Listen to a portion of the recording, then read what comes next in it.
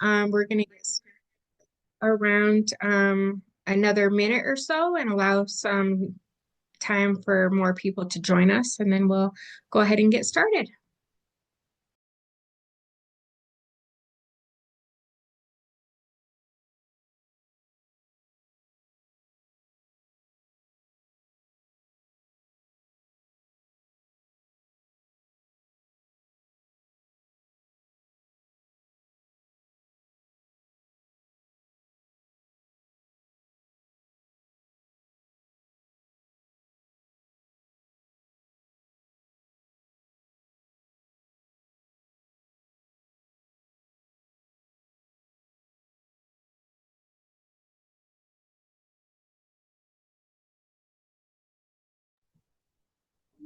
Okay, everybody, we're going to go ahead and get started right at 12 o'clock as promised. Thank you all for joining Granite Peak in our monthly clinical corner. And these are meant to be a 30-minute snapshot of various topics each month, of things that we're seeing regulatory-wise across the nation, different highlights based on updates for regulation and various topics that we think are important. So this month, we decided we're going to look at hand washing because that's always an important topic and one that we don't actually talk enough about, if you ask me. I think hand washing is so important.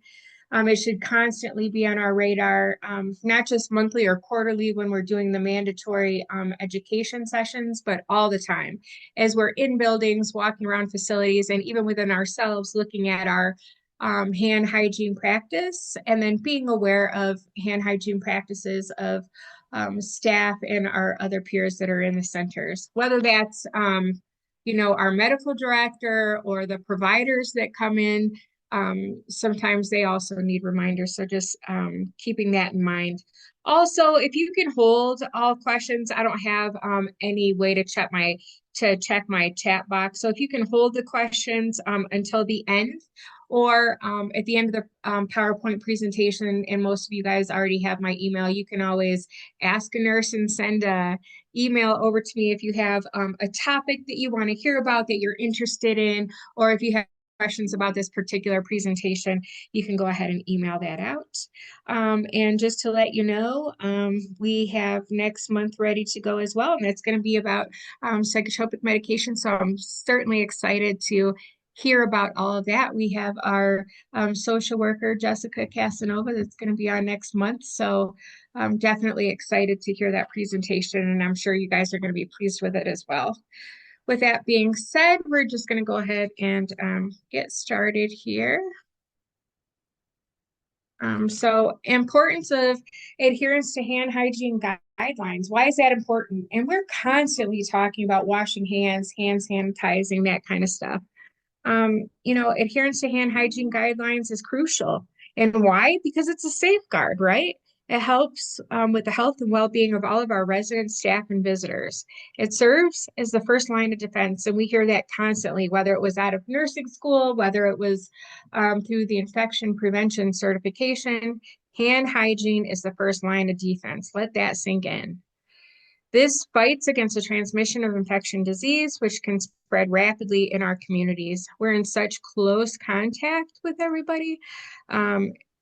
It's if we're not over washing our hands in order to prevent the spread of things, look what happens. It just, things go rapidly through our facilities, or we're next thing you know, we have a cold and we're spreading that around, and we just can't have that, especially with our population. So consistent compliance with the guidelines not only protects vulnerable populations, such as the ones that we provide a service to in our homes, also those with compromised immune systems, but it also fosters a culture of safety and responsibility amongst all of us that work there, right?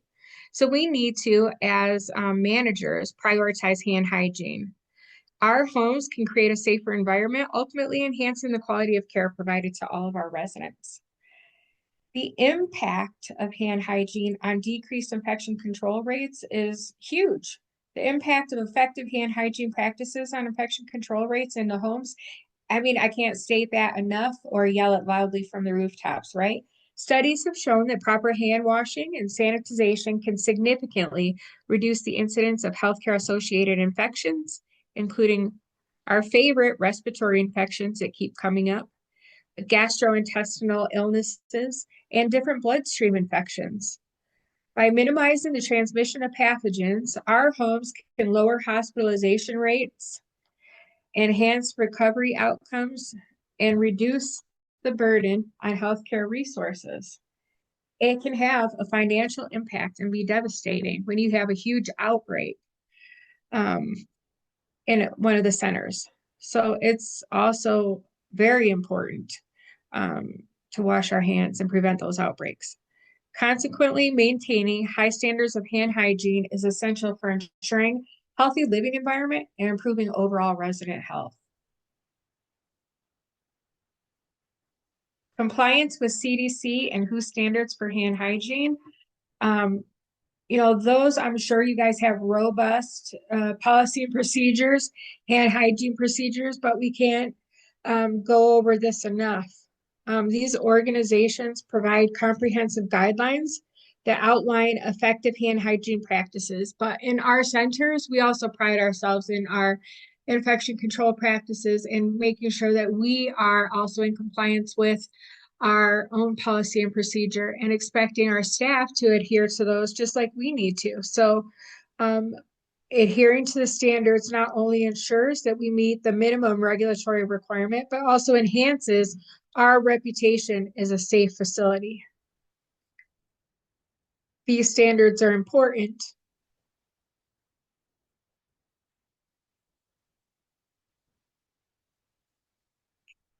Sorry, just catching up the slides here, guys. The consequences of poor hand hygiene in our homes can be dire, leading to increased rates of infections, prolonged hospital stays, and even preventable deaths amongst our residents. Inadequate hand hygiene can create an environment where pathogens thrive, compromising the health of both residents and staff. And as I mentioned earlier, this can also result in financial repercussions for the center. This includes higher healthcare costs and potential legal liabilities, unfortunately. We want to make sure that we are doing everything that we can to prevent the spread of infection in our homes. And honestly, if we're also sending residents back and forth to the hospital because we have an outbreak, that also alerts the hospital. So what does that affect? Our admissions, huge financial impacts. So recognizing serious implications of not performing hand hygiene is essential for ensuring the safety and well-being of everybody that we provide a service to. Next. Steps for hand hygiene. And we're not going to go over, everybody on here knows what you need to do to prepare for hand hygiene, lathering, drying, etc. What we need to talk about are what are the critical times in our homes when we're going to look at washing our hands. And so one of the first ones and critical moments that we can think about are meal times. So let's talk about meal times right now.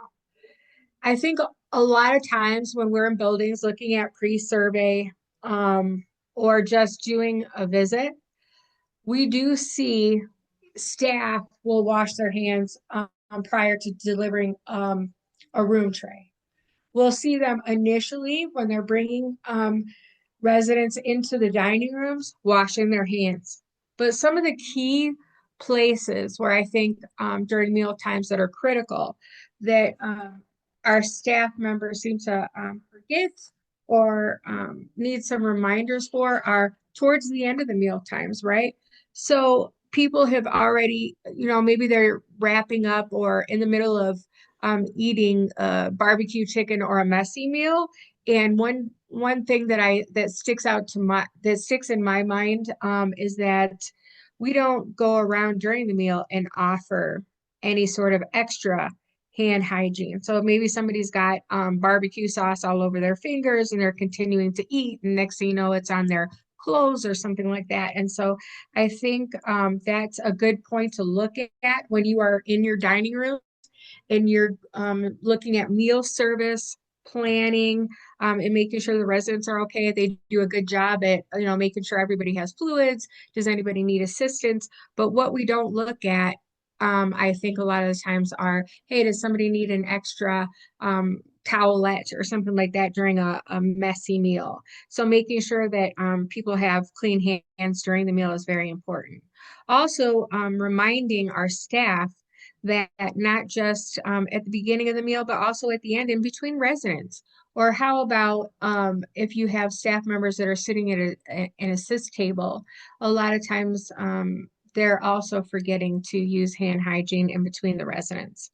And so I think when you're in the dining rooms monitoring that and looking at that, they become accustomed to those questions. And once you ask the question a few times, it kind of becomes regular practice to them. They know that you're going to be there, or your meal monitoring manager is going to be there, or whatever process you have set up for monitoring meals in your facilities. And those practices and reminders can help the staff to remember that during our surveys as well. Hand washing during room trays before and after, and also assisting residents. If you have somebody who has a room tray and they need assistance, it'll be the same thing, right? Making sure that you're offering during a messy meal, should they need their hands washed, or an extra towelette during the meal can be helpful. And I think that a lot of times on pre-survey, you just don't see that enough or as often as you would like to. Staff can just ensure that all the residents have a safe and sanitary dining experience when they're doing that, and when they become accustomed to recognizing, hey, this is kind of a messy meal, and we need to look at that and offer not just at the beginning and the end, but if it's messier during the meal as well. Um, Another critical time is making sure that we're aware when we're walking around our facilities.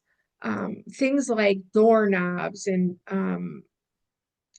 different drawers that you're opening, resident drawers for CNAs when they're helping them get out clothes and stuff like that. Sometimes those just need an extra wipe down, and we don't think about that.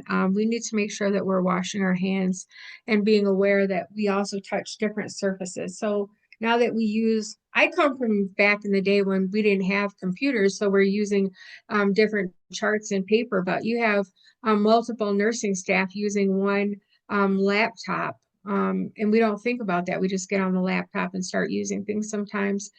So some of those highly trafficked areas, if you will, that we use, we need to be aware and constantly wash our hands during that.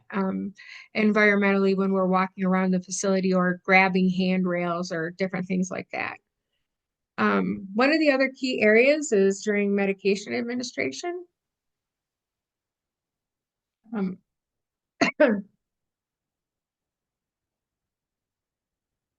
sorry.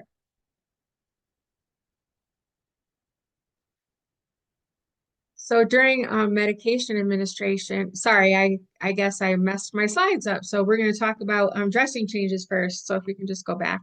Yeah. So during dressing changes is a highly talked about topic, and one that we look at Granite Peak when we go into pre-surveys.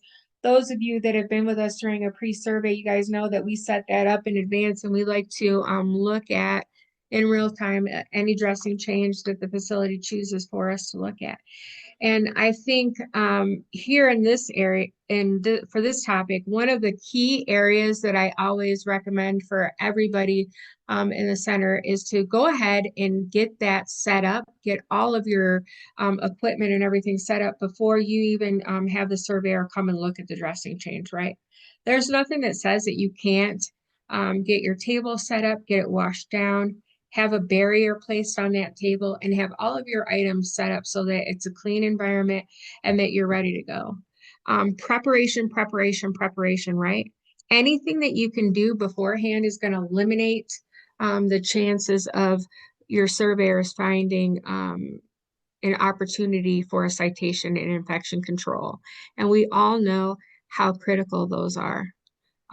Because it covers and encompasses everything under infection control, right? 880. So these are critical times when we're looking at dressing changes. And so preparation, preparation, preparation, like I said. You also want to make sure that you're performing your initial hand hygiene. So making sure that the nursing staff have a rigorous hand washing protocol that they're following during and before they even start the dressing change is important.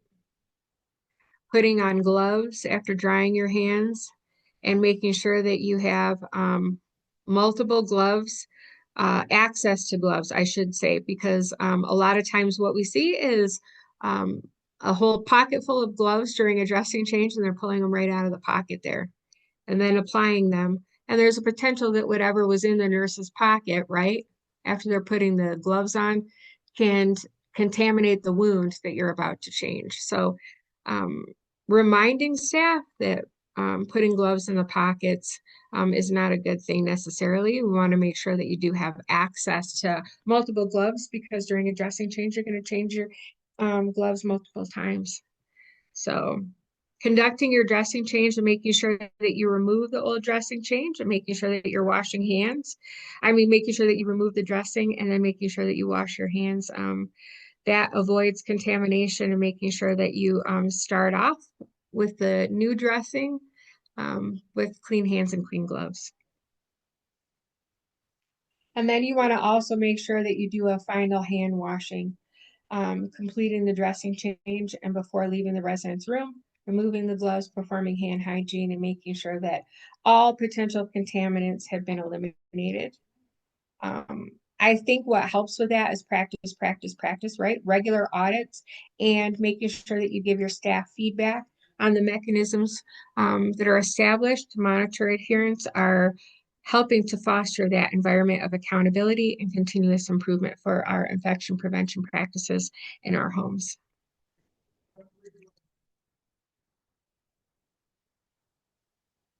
The next topic is hand hygiene during medication administration.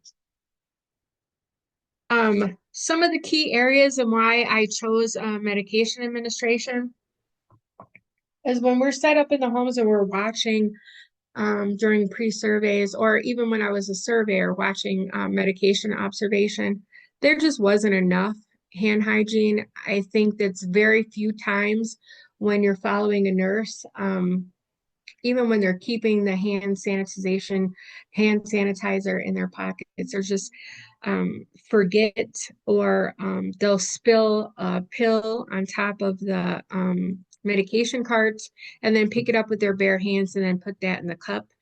I think these are some key areas that we see a lot of times when we're looking at um, and watching the medication observations. We want to make sure that your staff are washing your hands before preparing any medications, right? Making sure that if they're touching any sort of contaminated surfaces, like I was just talking about, we see that constantly when we're doing a pre-survey. And as well, when I was a surveyor, that happened all the time. Touching equipment, touching medication carts, touching their computers, touching personal items that they have prior to medication administration. So making sure that the hands are washed right before proceeding with any medication administration. We want to make sure that your hands are clean and free from any contaminants. And then the other thing is after residents. So after administering medication to one resident, washing your hands is a great practice. That just helps to prevent cross-contamination. And sometimes, staff don't think about it. They're just used to doing things. If a resident's sitting on the side of the bed, you see them grabbing the bedside table, moving that over closer to the resident, and then they don't think about what's on the bedside table and washing their hands. Instead, they just think about making sure that the resident have access to the things that they need. So like, their fluids or a glass of water or maybe a napkin or something like that. And they pull the bedside table over there and they don't think that there's things on the bedside table and they probably need to wash their hands. Also, when you're in resident rooms and you're administering not just medications, but perhaps you have syringes, insulin syringes, various wrappers when opening things that are covering our medication or anything like that that you're doing in the room, you want to make sure that you wash your hands afterwards to eliminate any of those potential contaminants. And I think it just becomes procedural that we just go in the room, we start opening things up, and we just don't think about it. We wash our hands, and then um, maybe we'll do it after bef- before leaving the room, but after we're completely done with administering all the medication administration. But I think our staff need to be aware that we're touching the bedside table. We're opening various wrappers that the medication comes in, or we're having to dispose of syringes, or maybe we're doing a blood sugar finger stick and we're also administering medication. We need to be cautious about that, and we need to handle that appropriately and be self-aware as nurses to make sure that we're washing our hands and keeping our hands clean. And then, of course, if we're using gloves, we need to wear the gloves and wash our hands afterwards. So, if for some reason we had to put on gloves during the medication administration, not that we would for every med administration, but there are times when you need to. And then I think it's important that we are regularly monitoring hand hygiene practices, right? So I always call that the practice what we preach, and monitor, monitor, monitor. If it becomes a regular practice in our centers and the staff are used to it, they know when you're coming down the hall, right? When I worked in the facilities, or when I even worked as a floor nurse, that's what we always talked about. As soon as we saw the infection prevention specialist, we know what they're coming for. And so it became a facility kind of joke thing, but it also helped us to achieve our compliance as far as our infection prevention rates, right? Fostering a culture of accountability and just making, a good time of it, having fun with it, not to go down and be critical. Um, I remember distinctly one of our infection prevention people, she just used to make fun of it all the time. Hey, let me see them hands. Are you going in and out of rooms? Did I see the hand water? I don't think I heard the water on, that type of thing. And just kind of jokingly, pleasantly, making a, um, not a joke about it. I don't want to say that, but just having a good time with it is what I want to say. Not going down and being critical and saying, hey, you didn't wash your hands. This is a serious offense. I think making sure that you have an environment where you can talk openly about that stuff through your ongoing monitoring, making sure that you have regular audits and observations, but not so that it's punitive, because that never works. People don't get in their car every day and drive and say, hey, I'm not going to wash my hands today. That just doesn't happen. It's not a reality. Sometimes we need reminders and the education and just fostering those relationships in our homes so that you can have those open dialogue questions and that people are open to, improvements. That helps tremendously. Monitoring hand hygiene consistently in our homes and cultivating the culture of safety helps to improve our infection control efforts and rates. And then just briefly before I wrap this up, I also want to talk about not just nursing. I focus on nursing, I think, a lot because that's my background. But let's talk about housekeeping and gloves in the hallways, right? How many times do we see them using mops in the hallway and they're using glove and they're not changing their gloves from room to room? So I think incorporating housekeeping into all of the education that we provide too is imperative. We need to make sure that when we're walking down the hall and we see somebody that has gloves, that they're still wearing their gloves. Why do they still have gloves on in the hallway? That's the key.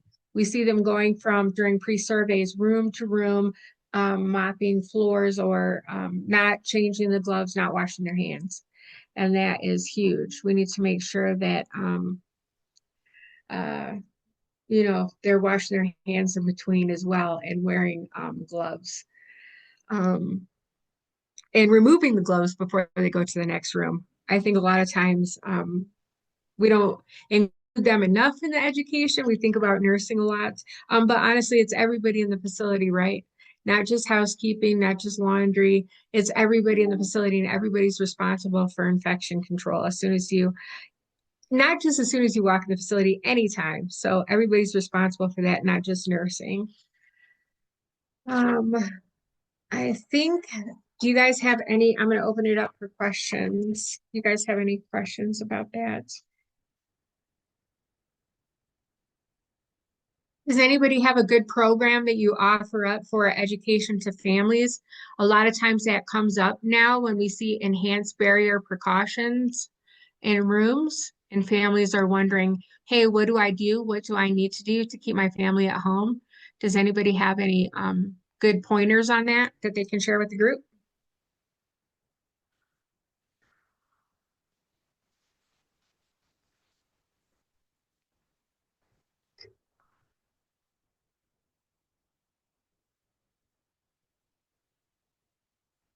The chat box is open, everyone.